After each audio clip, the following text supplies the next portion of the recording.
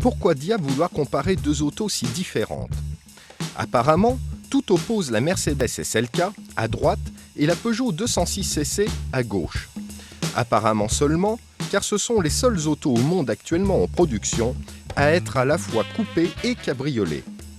La 206cc, tout d'abord, petite nouvelle sur ce créneau très prometteur, dispose en effet d'un pavillon escamotable imaginé par Oliez.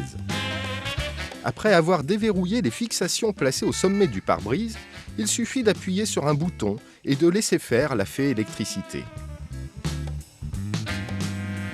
La Mercedes SLK, pionnière en la matière depuis 1996, est encore plus élaborée.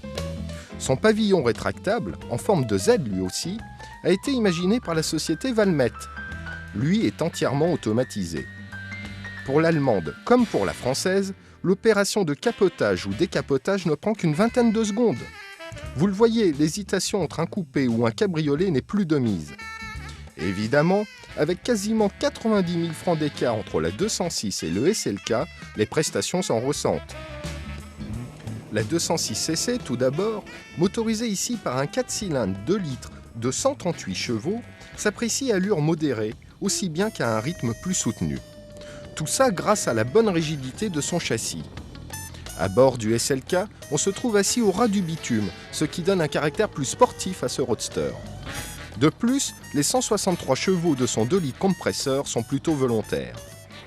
La Peugeot, en tant que traction avant, reste toujours saine et précise dans les virages, tandis que la Mercedes, authentique propulsion, survire facilement si l'on déconnecte son ESP. Alors, SLK ou 206cc?